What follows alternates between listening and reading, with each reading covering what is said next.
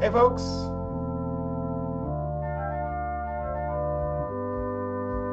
Right?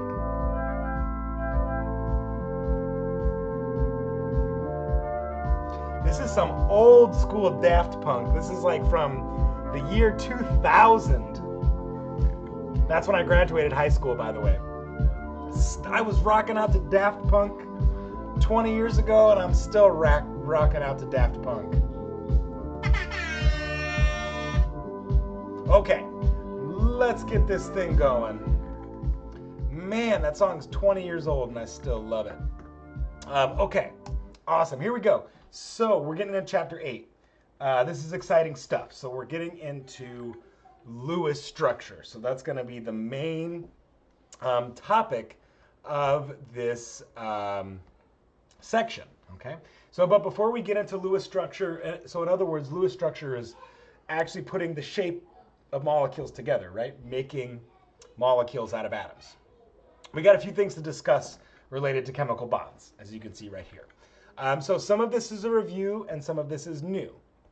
Okay, so we've already talked about ionic bonds and covalent bonds this semester. And just a reminder, an ionic bond is a bond that is formed through mutual attraction between oppositely charged ions, right? So in an ionic bond, positive and negative ions get close to each other, but they don't necessarily make a formal bond like we view with a covalent bond. So a covalent bond is a bond formed when electrons are shared equally by nuclei.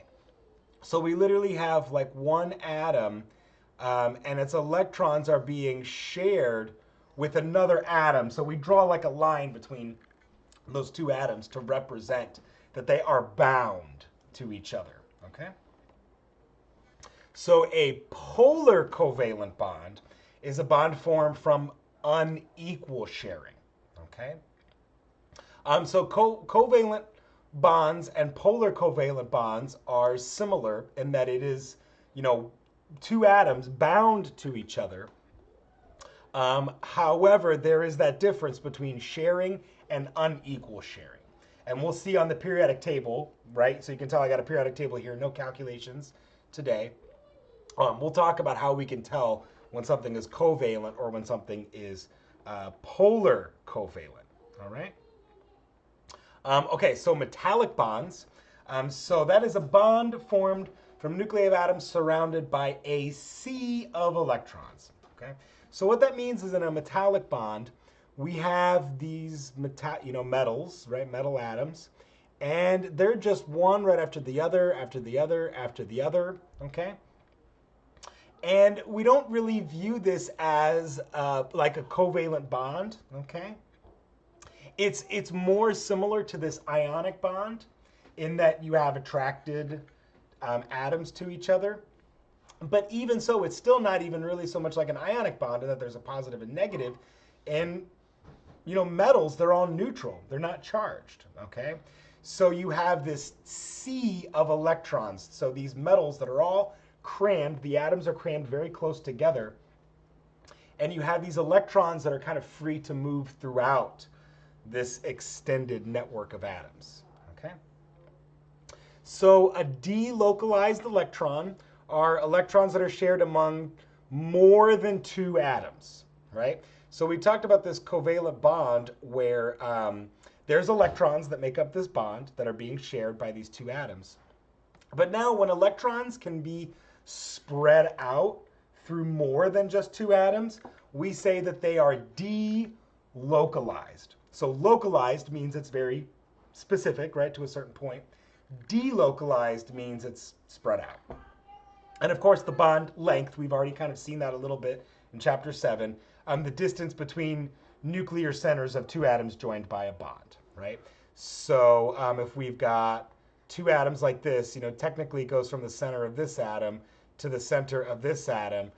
So that would give us our bond length, okay? So let's move forward. So understand these definitions here. So I've got, right here's our learning goals. Understand all the different types of chemical bonds that we just discussed, okay? So there we go. Okay, so let's move on to this learning goal number 2. Okay, so Lewis structure. So I'm going to first introduce this concept of Lewis dot structure, and then we're going to get more into to these learning goals. I think maybe my learning goals are just a little bit out of order. Yep, number 3, know how to come up with Lewis dot structure. So a little out of order, but that's okay. So the Lewis dot structure is a chemical symbol for an atom surrounded by one or more dots representing the valence electrons. Okay? And so I introduced this concept of valence electrons in chapter 7. And we recognize the valence electrons makes up whatever row that atom is in. Okay? And so you notice here on this periodic table, what's missing is the D block, the transition metals. Okay? And that's because those transition metals, right, they make up mostly metallic bonding. In fact, they make up entirely, are made up of metallic bonding. So because they have that like sea of electrons that I described, we don't really draw Lewis structures for pure transition metals, okay? So we mostly just draw Lewis structures for ionic compounds or covalent compounds. So that's why you can see that this list is really just giving us the group 1 and group 2 metals, and then predominantly the nonmetals. So let's pick on carbon, for example. Okay, so there's carbon. And if I look at how many valence electrons it should have, if I start at this row, if I start at lithium, right, the 2s row, there's 1, 2, 3, 4 valence electrons for carbon, and here they are. Okay, 1, 2, 3, 4. They're kind of drawn, spread around the atom because they don't want to get next to each other if they don't have to. And so if we look at nitrogen, now nitrogen will have 5. And so now, of course, one of them is forced to be paired up. Oxygen will have 6. Fluorine will have 7. And of course, all of our noble gases, right, if we count, 1, 2, let me do this, 1, 2, 3, 4, 5, 6, 7, 8, right? And all of the noble gases will have 8 valence electrons, okay? And that's what we call a full shell, the octet rule, the tendency to gain or lose electrons to have a full shell. So that's 8 electrons, okay? And so we notice here oxygen, there's a reason why we always say oxygen is always 2 minus when it makes a compound, because if we notice here this oxygen atom, right, oxygen atom has 6 valence electrons, okay? When you give oxygen 2 extra electrons, so in other words, when you reduce oxygen, reduction is gain, right? And we make O2 minus, okay, that looks like the following. So it has the 8, okay? But now, when we draw Lewis structure of ions, okay, so this would be the Lewis structure for the oxygen atom. 6 electrons, we go 1, 2, 3, 4, 5, 6. Only pair them up if you have to, okay? But now when I make the oxide ion, right, I draw brackets around this thing and say 2 minus. And I also have to include those 2 extra electrons. Those 2 extra electrons give it the octet rule, okay? So what about something like, let's pick on magnesium. Okay, so magnesium, we can see is 1, 2 valence electrons, okay? Oops, I need to pause my, I need to mute my stereo because I hit a button by accident, and I don't want to do that again. Okay, so now this has, let's see here, 1, 2 electrons, okay? But now what happens is magnesium is not reduced, rather it is often oxidized, okay? Because if we wanted to reduce magnesium to give it the octet rule, I'd have to force 6 electrons onto magnesium to give it that octet rule. It doesn't want to do that, all right? Instead, it can lose 2 electrons, magnesium plus 2 electrons, and this would actually be the correct Lewis dot structure for magnesium, just a magnesium with no dots and a 2 plus, okay? So we don't use that like noble gas convention like we did for electron configuration, because we want to represent that this is a magnesium ion we're talking about, okay? So here's some good examples of Lewis structures with making actual compounds, okay? So you can see with sodium, and this is showing you without the brackets drawn around the cation, and that's typical, actually. Let's, just to be consistent, apologies, let me erase these brackets. So we'll just say magnesium 2+, and that's it, okay? So you can see sodium has 1 valence electron, right? There it is, okay? And chlorine has 1, 2, 3, 4, 5, 6, 7, right? So there they are, 1, 2, 3, 4, 5, 6, 7. And now this is why sodium chloride makes such a lovely pair, okay? Because now if sodium gives one of these electrons, okay, to chlorine, right? So in other words, if they undergo this redox reaction, this reduction oxidation reaction, then sodium now has the octet rule, technically, even though we say it doesn't have, we're not drawing all those electrons around it, but we remember that sodium plus is isoelectronic with neon. And now chloride, really I should say chlorine with 8 electrons, now becomes chloride, okay? And so here is this example I showed you with oxygen, right? Becoming 2-, okay? And so I left myself a whole bunch of blank space, I think maybe to do more examples, which I can't think of any off the top of my head. But hopefully this makes good sense thus far, right? That we're just really for the ionic compounds, okay? We just count up the number of valence electrons it has. And the ionic compounds' Lewis structures are very simple. Bracket around the anion, apologies for the confusion there, and we put the charge after the bracket. And then for the cation, it's just the symbol of the cation with the charge, okay? So lots of space on the slide for you to take those notes. Okay, so now I'm gonna move on and talk about how we start to do Lewis structure for the simple covalent compounds, okay?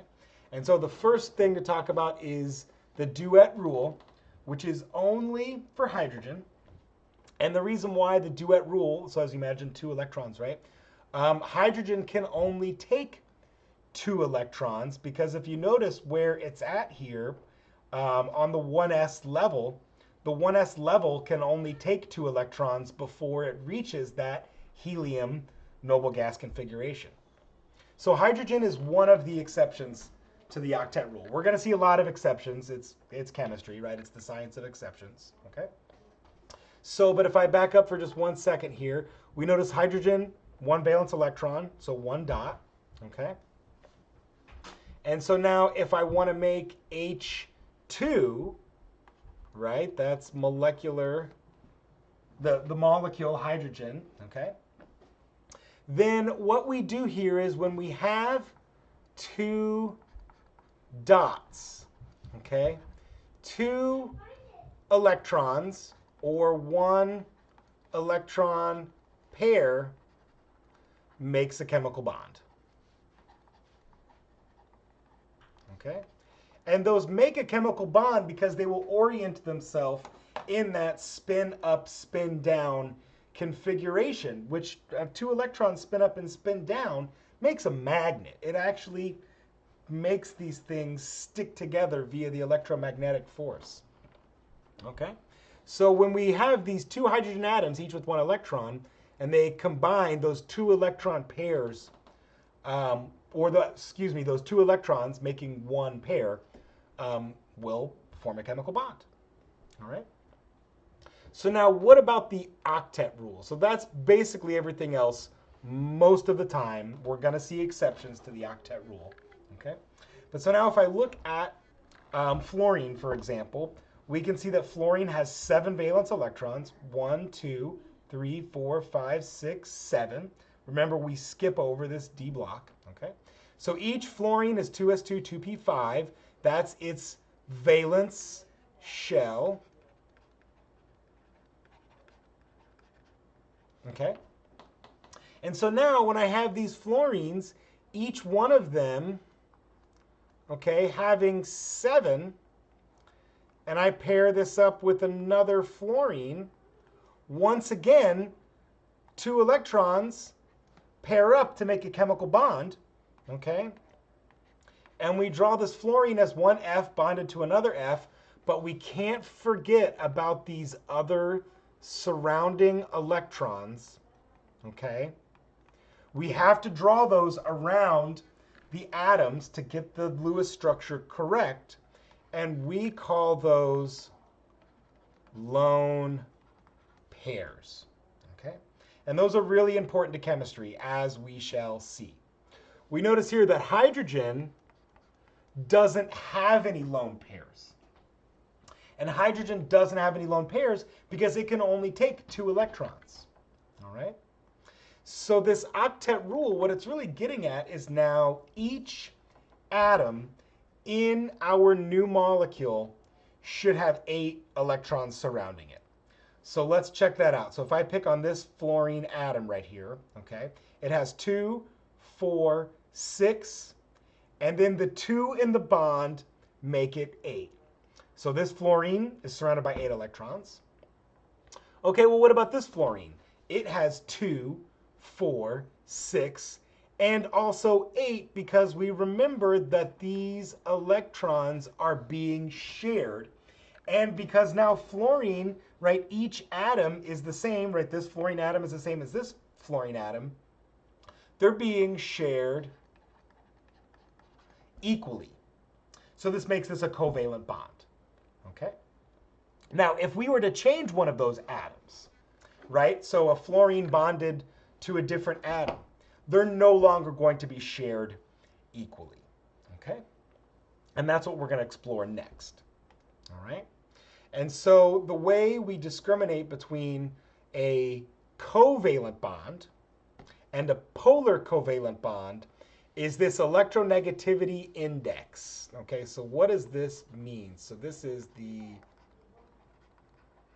electronegativity, I can't spell today, difference, because, right, that delta means final minus initial, okay?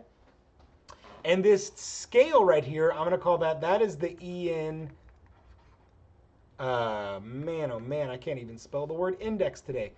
Index. So that's the electronegativity index, all right? And so the way that this works, okay, is if, let's say, we're forming a new molecule, all right? So for example, let's say we're making something like HCl, okay? And I'm just gonna say an H bonded to a Cl. We won't worry about getting the Lewis structure yet. And so now I wanna know, is this covalent, polar covalent, or ionic, okay? Well, and all these numbers, by the way, you know, it's like absolute value. So it doesn't matter which way you subtract it. You just want the absolute value. So if I say chlorine 3.0 minus hydrogen 2.1, 3.0 minus 2.1, that gives me 0.9.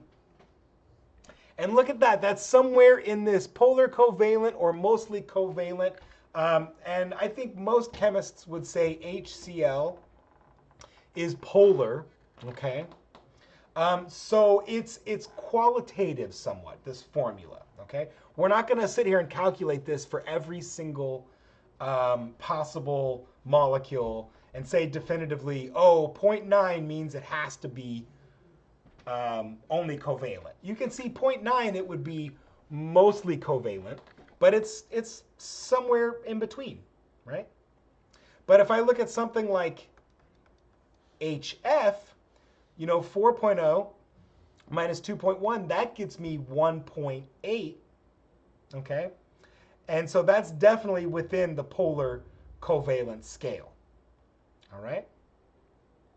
And if we look at something like, I don't know, potassium chloride, for example, okay, 3.0 minus 0.8, that's 2.2, right? That's putting us into the ionic scale.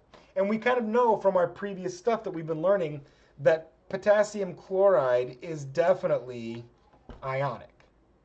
So we should use this scale, we should tread lightly when using this scale. And I think the most important to recognize is we go back to our standard discussion, right? Our standard definition of ionic and covalent. We make covalent compounds with we make covalent compounds, right, with all nonmetals, okay? Whether it's polar covalent or covalent, all nonmetals, it is covalent, okay?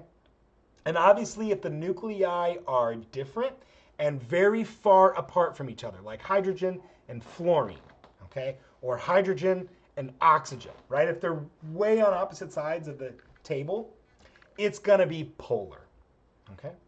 But if they're right next to each other, like something like a carbon and a nitrogen, right? Or, you know, even something like an oxygen and a fluorine, if they're right next to each other, they're probably not far enough apart on this electronegativity scale to be full-on polar covalent, so they would be mostly covalent, okay? And the important thing to note here, the electronegativity, just like our other periodic trends, we should have a general view of how it works. And you can see there's a general increase when we go up, right? Francium at 0.7 all the way to hydrogen at 2.1. So that's a general increase, okay? And we see a general increase as we go across the table. And so really what electronegativity is, it's the, I should have had a definition here, it's the ability of an atom to attract electrons to itself.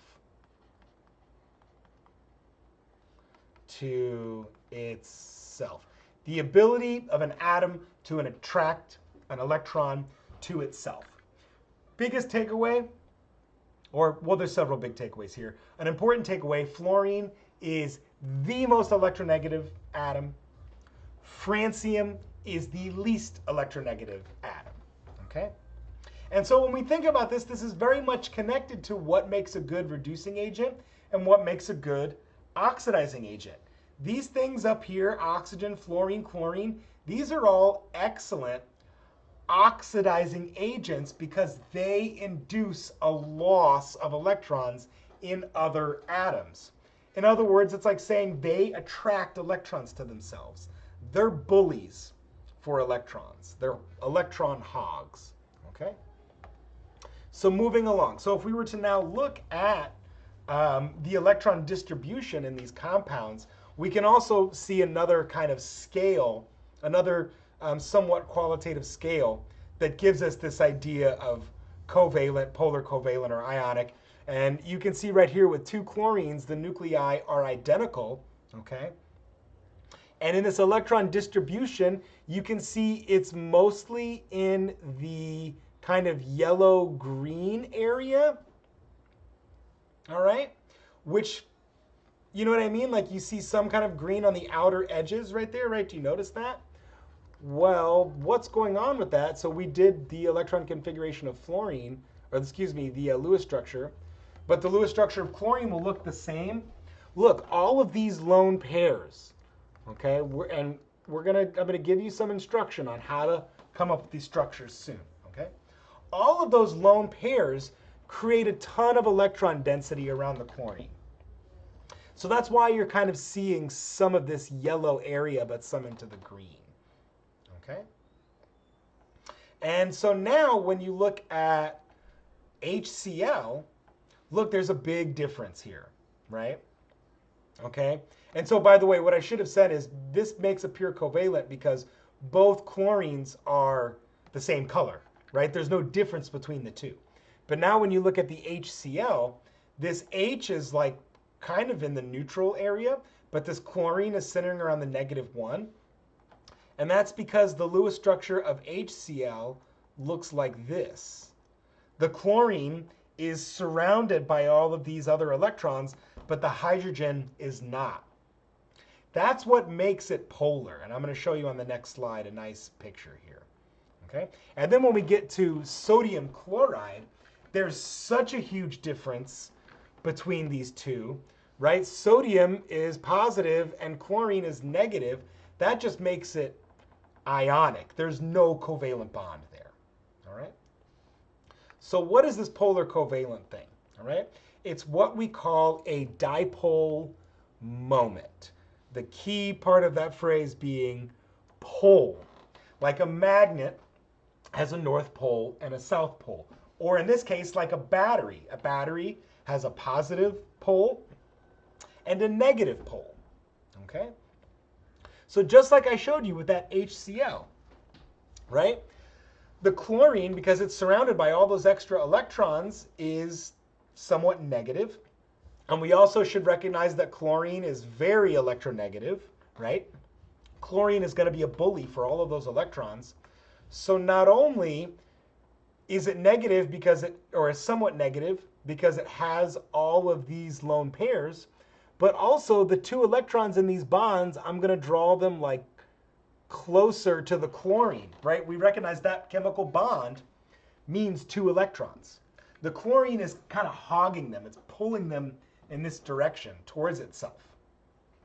And so that's what gives HCl a dipole moment. And we draw the dipole moment by making a plus sign near what's more electropositive, and the arrow points to the area that's more electronegative.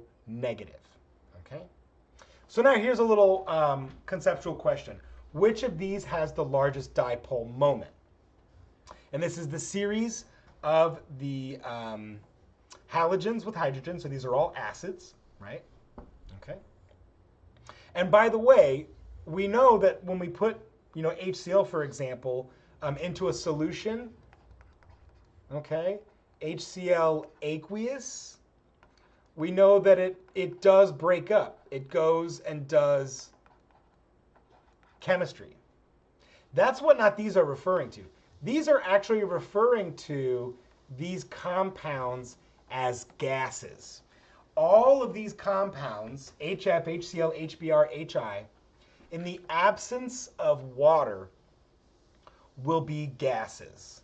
So all covalent gas molecules in the absence of water.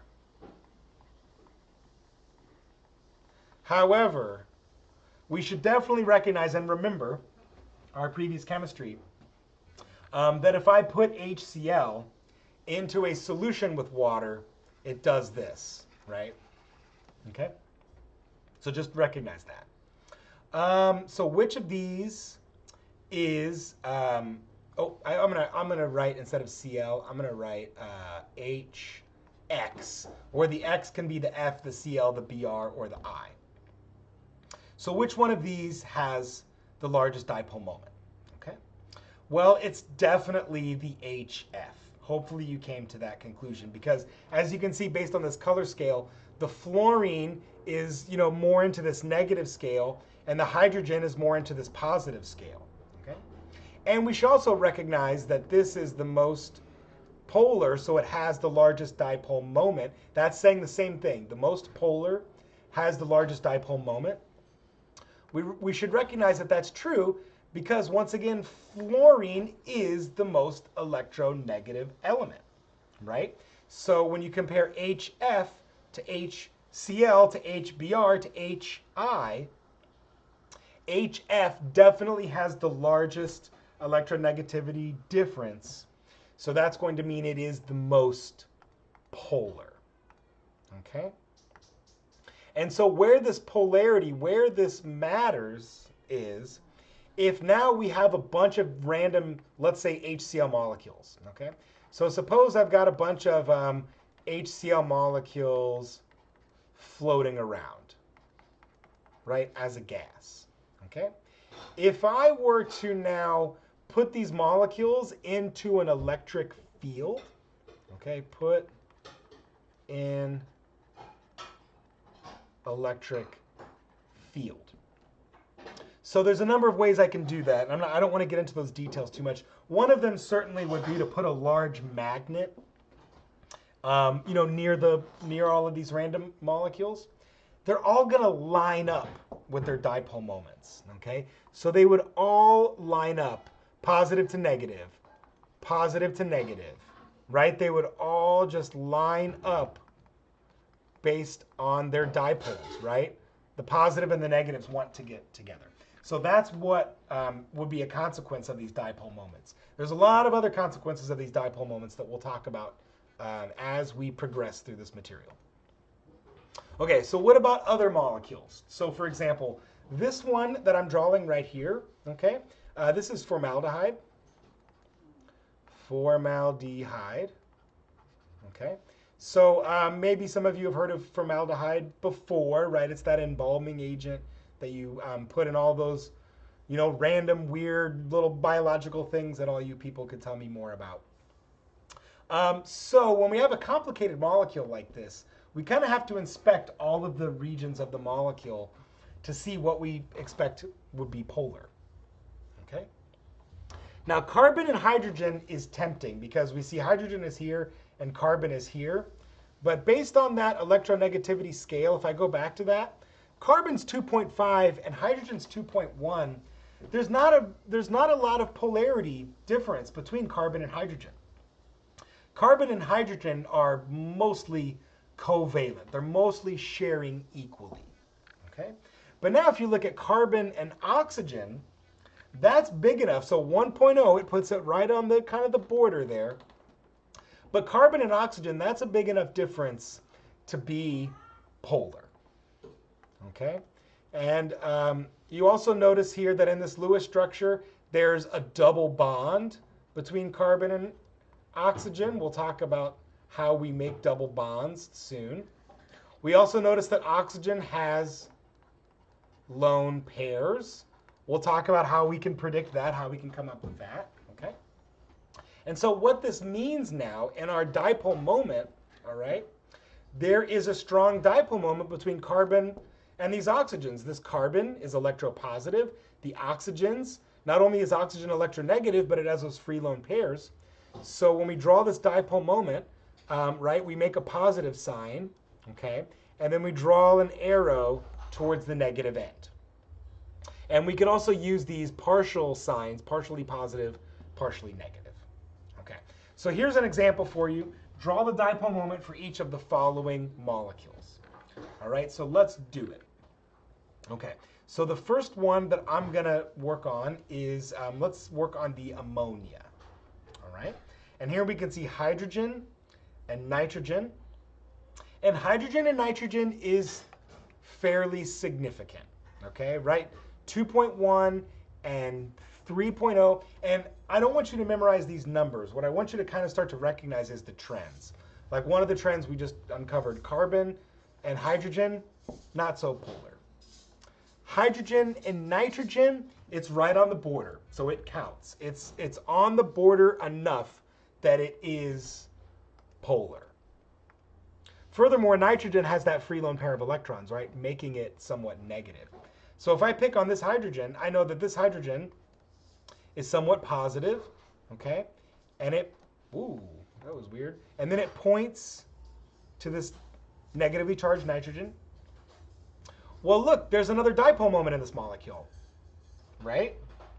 So there's one right here as well, okay? Also, there's another one right here.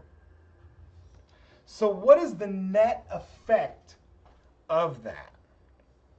Well, as you can see, what maybe you might guess is these two right here will cancel each other out, okay? They will cancel because they're equal and opposite. However, this one does not get canceled because there's not an opposing dipole moment. And so I'll draw in red the grand total dipole moment, if you will, okay? And so that is going to go right through the center of this molecule, you know, something like that, okay? What about this CCl3H. Okay, what about this compound? Well, carbon and hydrogen, not so much. Okay, but carbon and chlorine, there is a fairly big difference. Okay, and so now it looks like this. Okay, we've got a dipole moment that points out that way. We've got a dipole moment that points out that way. And we've got another one that points out that way. And it's the same thing that's going on with this NH3. Okay? These equal and opposite dipole moments cancel each other out. And so what we're left with is a dipole moment that goes from hydrogen through carbon through chlorine, which makes good sense because hydrogen is also somewhat positive, taking us right through the center of the molecule. Okay. So now what about this SF6? Well, here's sulfur and here's fluorine, and it definitely looks like they're very close to each other, the sulfur and the fluorine. But look, because fluorine is so electronegative, right? It's hugely electronegative. That's a difference of 1.5. A sulfur and fluorine bond is definitely polar covalent. So now we know that there's going to be a positive near the sulfur, and there's going to be a negative that points near the fluorine. Okay, for that one. But look, there's one there. There's one there. There's one there. There's one there. And there's one there.